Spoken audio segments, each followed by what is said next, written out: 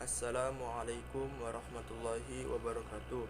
Perkenalkan, nama saya Muhammad Ibrahim, kelas IAT semester 4 dengan nomor NIM 20083040002. Video ini diajukan untuk memenuhi tugas struktur mata kuliah kajian Tarikh Al-Quran.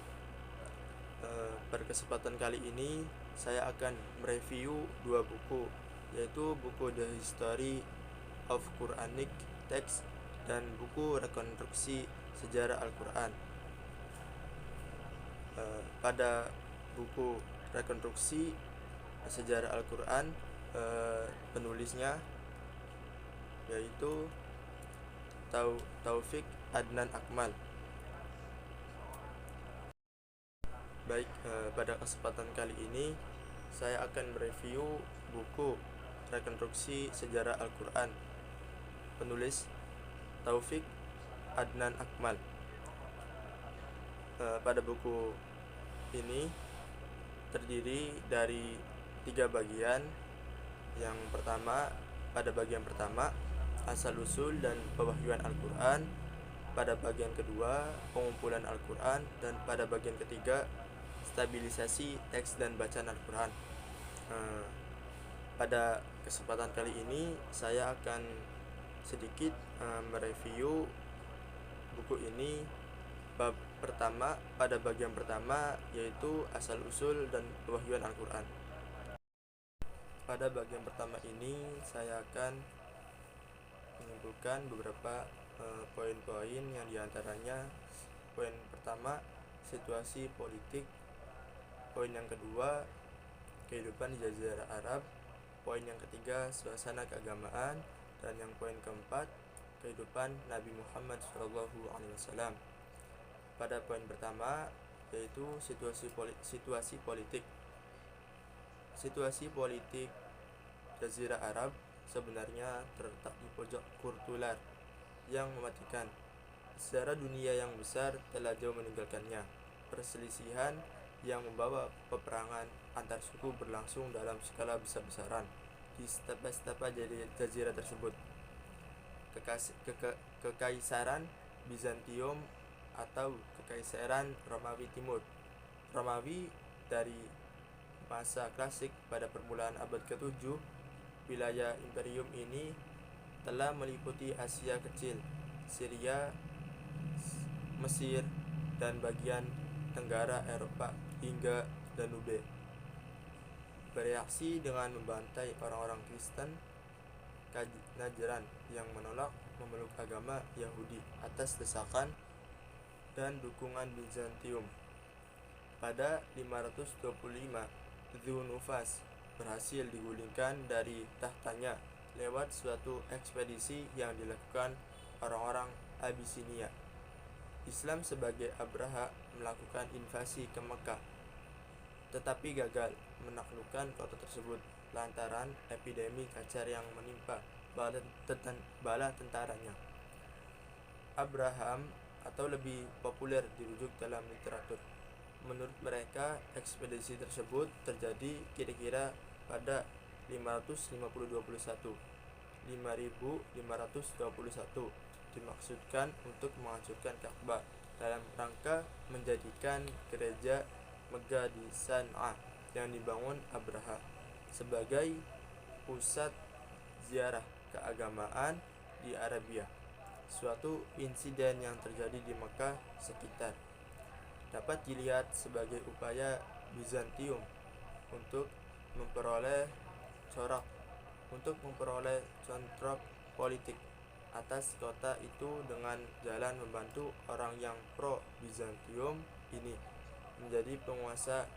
Namun penjarahan Yerusalem yang dilakukan setelah suatu pemberontakan terhadap garnison Persia, pembantaian penduduk kota tersebut, dan dibawa larinya benda yang dipandang sebagai salib suci.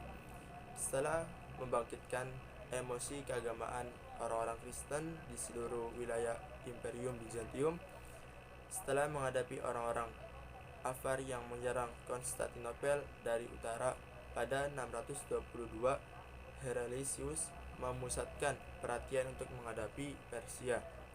Suatu invasi yang berani ke Irak dilakukan pada tahun 627. Selanjutnya pada poin kedua, yaitu kehidupan di Jazirah Arab. Mereka berdiam di dalam suatu kawasan yang dipandang suci seluruh suku Arab, Ka'bah dengan batu hitam beserta berhala di dalamnya, yang merupakan tempat suci yang diziarahi orang dari berbagai penjuru Arab Barat. Jadi Ka'bah jelas merupakan tempat suci yang memiliki posisi sentral bagi suku-suku di Arabia Barat, dan hal ini tentunya sangat menguntungkan bagi aktivitas niaga yang dijalankan orang-orang Mekah. Meskipun kata tajir tidak digunakan di dalam Al-Quran dan kata tijarah hanya disebutkan dalam 9 kesempatan. 8 perniagaan merupakan tema sentral dalam kehidupan yang tercermin dalam perbendaharaan kata yang digunakan kitab suci tersebut. Torrai yang merupakan peneliti tentang hal ini sampai kepada kesimpulan bahwa istilah-istilah perniagaan digunakan kitab suci tersebut untuk mengungkapkan butir-butir doktrin yang paling mendasar, bukan sekadar kisaran-kisaran ilustratif.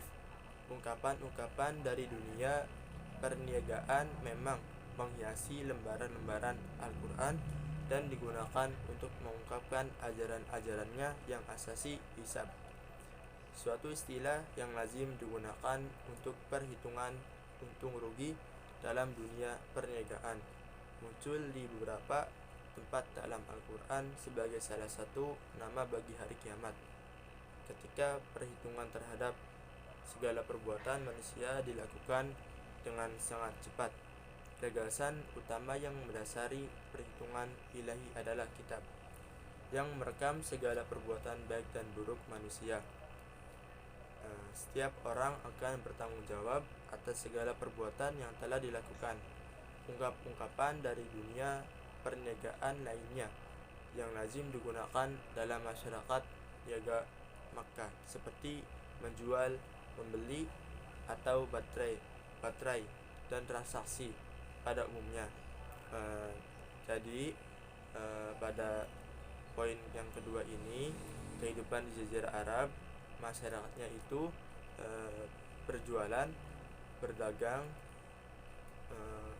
perniagaan yang biasanya digunakan dalam masyarakat niaga Mekah, yaitu seperti menjual, membeli baterai, saling tukar barang satu sama lain, misalkan dengan satu karung beras dan ditukar dengan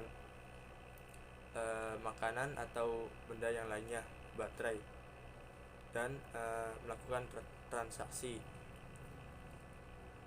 Dan pada poin yang ketiga, yaitu suasana keagamaan, sebagaimana telah dikemukakan di oase-oase sekitar Madinah yang menjadi tempat pemukiman Yahudi. 38. Pandangan ini tidak dilandasi dengan bukti-bukti yang kuat. Mekah, namun di dalam Al-Quran maupun literatur kesejahteraan yang ditulis kaum muslimin tidak ditemukan sedikit keterangan mengenai keberadaan masyarakat Yahudi dalam jumlah besar di kota itu. Berbeda dengan kaum Yahudi, orang-orang Kristen di Arabia memiliki posisi yang tidak begitu baik ditinjau dari sisi difusi dan kohesinya. Meskipun demikian, agama Kristen memiliki sejumlah pengikut dari kalangan orang Badui yang tinggal di dekat perbatasan Syria dan di Yaman, khususnya ketika negeri ini berada di bawah kekuasaan Abyssinia, serta di Hira.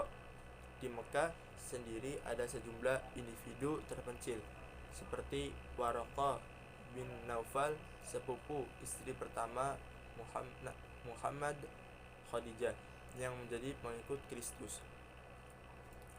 Dikatakan bahwa sebelum kedatangan Islam, beliau intelektual, namun berbagai spekulasi ini pada akhirnya ditunjukkan untuk menjelaskan sumber-sumber atau asal-usul genetik Al-Quran. Permasalahan ini akan dibahas dalam bab mendatang. Di sini hanya akan jadi pada poin yang ketiga, yaitu suasana keagamaan, yaitu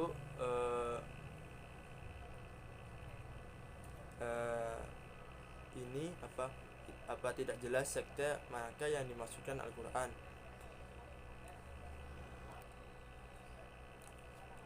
Di sini hanya akan ditelusuri sampai sejauh mana gagasan-gagasan Yudeo-Kristiani telah mendapat tempat dalam meliu intelektual Arab, bahwa ajaran-ajaran tradisi Yudeo-Kristiani telah dikenal oleh kebanyakan orang Arab adalah suatu kenyataan histori yang tidak dapat dimungkiri siapapun. Tidak jelas sekte manakah yang dimaksudkan Al-Quran dengan istilah Sahabiyun dalam rujukan terakhir Al-Quran. Disebutkan pengikut agama Majusi, yakni orang-orang Majus. Islam yang di belakang baik orang-orang Sahabiyun maupun Majus diperlakukan sebagai ahli kitab, sekalipun kebanyakan orang Arab mengakui dan menerima. Sekalipun kebanyakan orang Arab mengakui dan menerima gagasan tentang Allah sebagai pencipta alam semesta dan manusia yang mendudukkan matahari dan bulan serta menurunkan hujan, lalu dengannya dia menghidupkan bumi sesudah matinya. Tetapi penyembahan aktual mereka pada faktanya ditujukan kepada tuhan-tuhan lain yang dipandang sebagai perantara-perantara kepada Allah. Jadi pada orang ini, pada kaum ini mengakui bahwa Allah Subhanahu wa ta'ala sebagai pencipta alam semesta dan manusia, yang menciptakan matahari, bulan, menurunkan hujan, dan menghidupkan bumi sesudah matinya.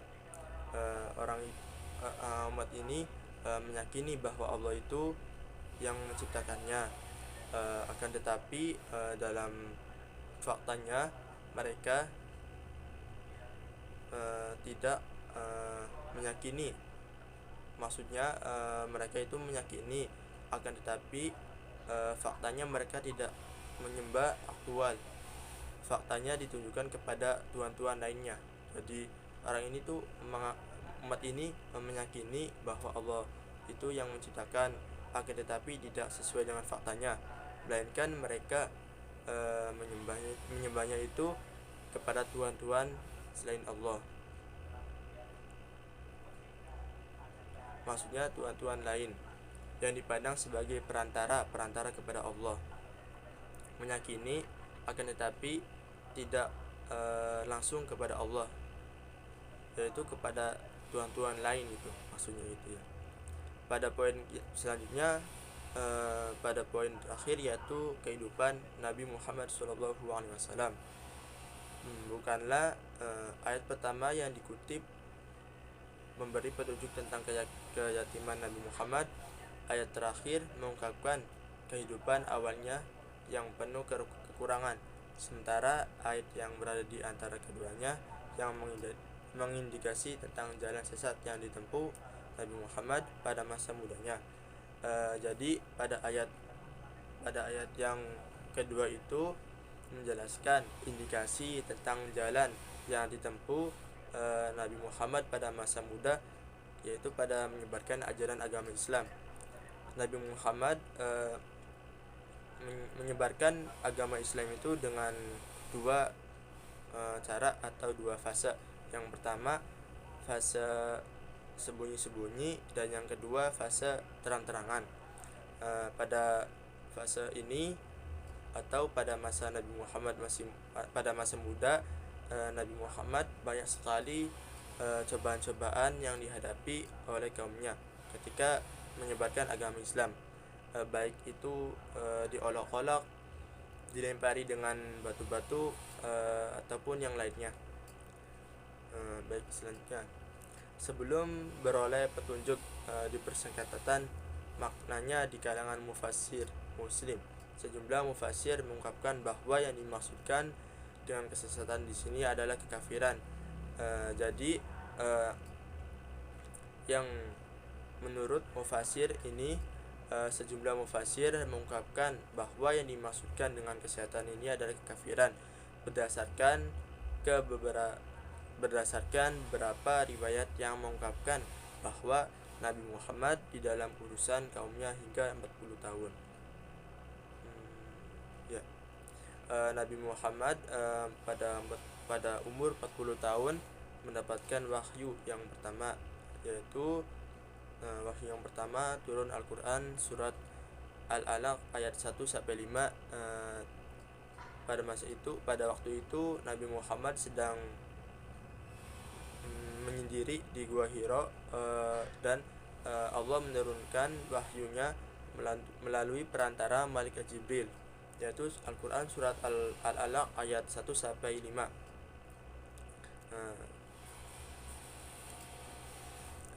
Selanjutnya, Sayyidah Halimah pengampu yang menyusui ketika kecil atau dengan menawakalnya sehingga yang tersesat adalah kaum Nabi. Sekalipun Nabi Muhammad dari Bani Hashim dihormati di Mekah, akan tetapi secara personal tampaknya bagi Al-Quran lainnya bisa jadikan indikasi tentang hal ini apabila disepakati bahwa kisah-kisah Nabi terdahulu pada faktanya merujuk kepada situasi yang dihadapi Nabi. Tetapi sesungguhnya kami meniat bahwa kamu merupakan seorang yang lemah di antara kami, Muhammad, sebelum pengangkatannya sebagai Nabi. Nabi Muhammad adalah seorang yang suka bermeditasi atau bertafakur, introvert, pemalu, agak penyendiri, dan concern akan kegelapan yang tengah menyelimuti masyarakat. Semasa mudanya Nabi Muhammad dikenal sebagai Al-Amin pada waktu yang merupakan indikasi tentang kejujuran dan kepekaan moralnya yang tinggi. Salah satunya yaitu ketika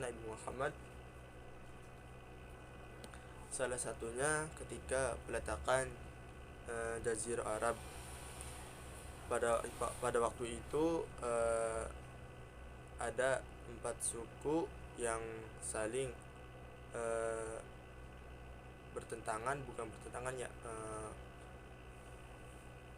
ingin meletakkan Habatul Hajar Aswad ke Mekah, ke Ka'bah. Tetapi pada 4 suku tersebut saling tidak saling ingin mengangkatnya sendiri-sendiri, dan waktu itu Nabi Muhammad dengan izin Allah dan dengan izin Allah untuk mengambil kain dengan cara batu Hajar Aswad diletakkan di atas kain, dan keempat ujungnya itu diangkat bersama-sama dengan 4 suku tersebut. Sekian dari saya, kurang-kurangnya mohon maaf. Pada kesempatan ini kurang lebihnya mohon maaf. Wassalamualaikum warahmatullahi wabarakatuh.